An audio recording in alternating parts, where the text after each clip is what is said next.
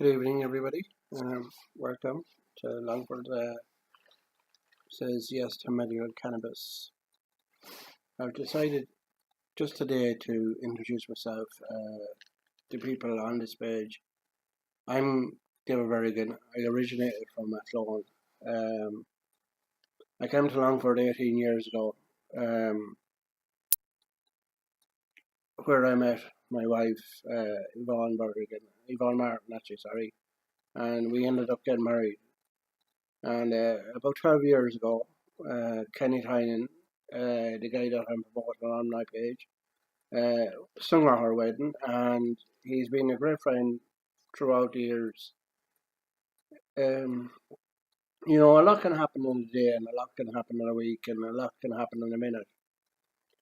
For one, is I've watched this man for the last year go through obstacle after obstacle after obstacle with the hands of our government and a few other people along the way that just won't listen to him. Personally, I don't think that's very fair, to be honest with you. We all would like, to be honest about it, to have our say, whether it's good or it's bad, it's still, relevant to what our needs are.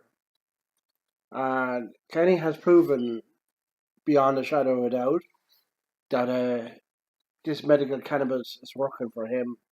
If you look up YouTube, you'll find other families that are saying the same thing. There has to be something in it.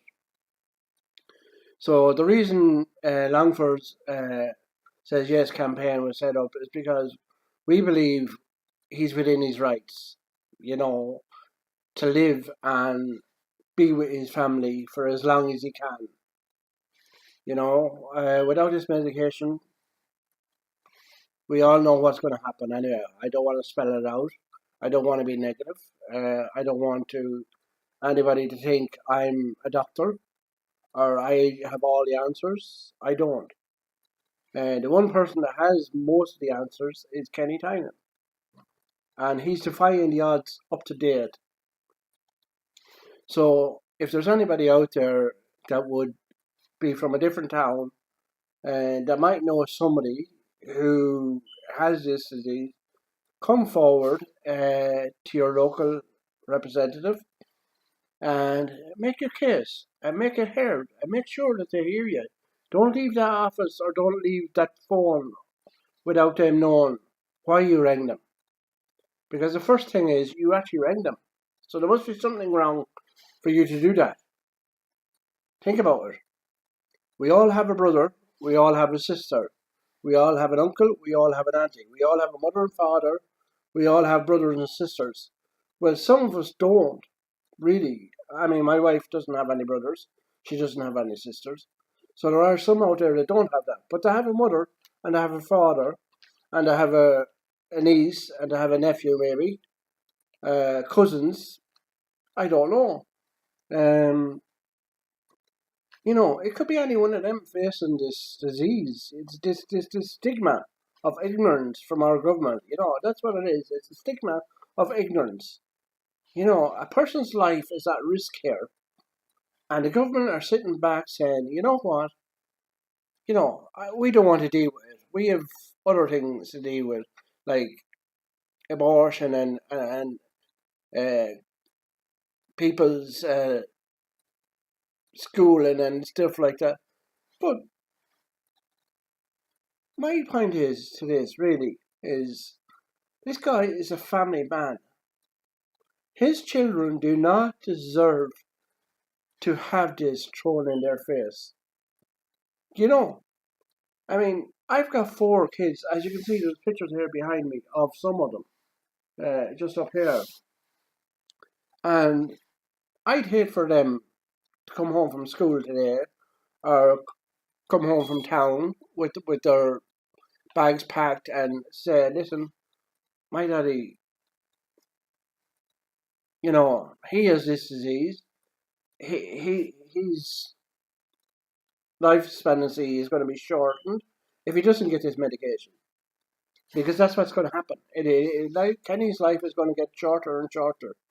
And the longer he's left without this, the less likelihood of it being a successful case, where he's completely cured.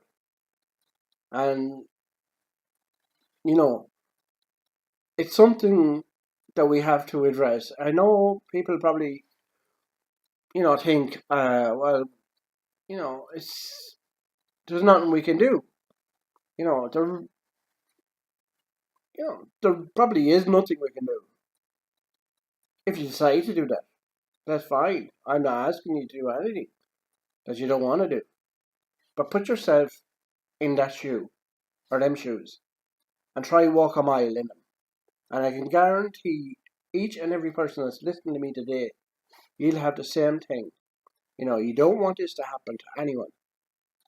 It's not fair, it's not right, and there's no justice to it. Kenny has contacted a few people on his behalf, emails. He's contacted Boxer Warren.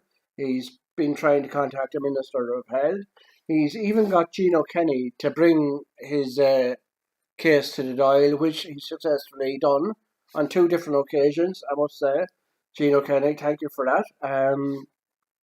Also, there was a protest in Athlone a few weeks ago. I don't know whether people heard about it. I certainly tried and find a video and put it up. Where the one and only Vera Toomey came up, all the way from Cork.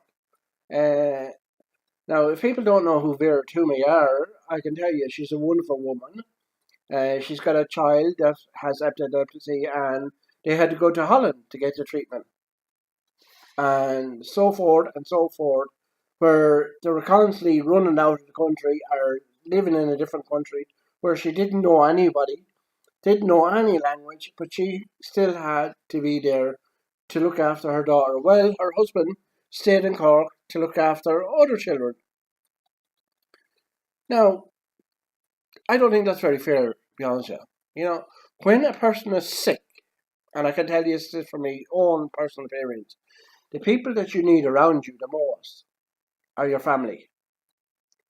And without them, it's impossible to keep a level head. I can tell you that much for nothing. It really is. So,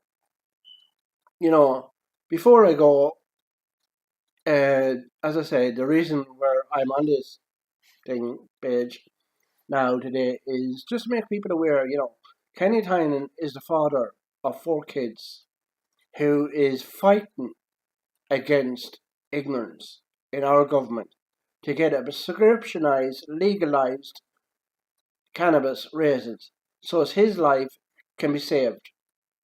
This needs to happen now, and it needs to happen fast. And people need to shout out or roar out or let us scream out and say, enough is enough. This man, and there's other families throughout Ireland that are in the same situation and facing the same thing. So I plead with the Minister of Health and our government, just look at this bill. If there's something you don't like in it, come back and say, listen, is it possible to change this or is it possible to change that? Just don't ignore it.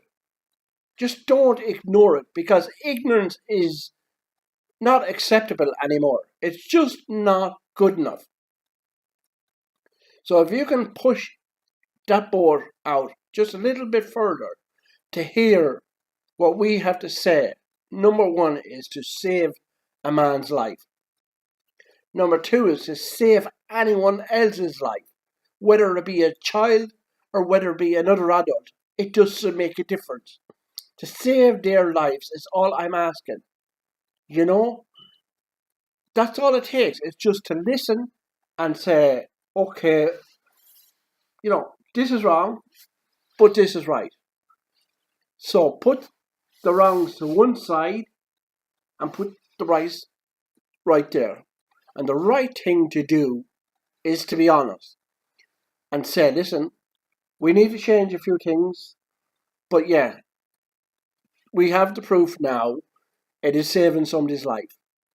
Somebody that should be 6 foot under, somebody that has no life expectancy, somebody that just can't cope every day without having a seizure or without having some sort of side effect through other medication, and it is clearly not working. So, Longford said yes to medical cannabis. Athlone said yes to medical cannabis. Mullingar have said yes to cannabis oil. There are other towns that I have visited, and they have all said the same thing, yes to medical cannabis treatment. I'll start with Monaghan, Cavan, Ballina, Bundoran, Sligo, Ross's Point, Mullickmore, Enniscrone, Rooskey, Newtown Forbes, Longford, Athlone, Ballyforan, Roscommon. Now, there are only a few that I know of that are saying yes to this medical cannabis raisins to save a man's life. I know Cork has said it for Vera Toomey's daughter. I know there's other towns throughout Ireland are saying the same thing. Come on board. Please save this man's life and other people's life before it's too late. Thank you very much for listening and welcome to the Longford Says Yes Medical Cannabis campaign. My name is David Berrigan. Thank you very much.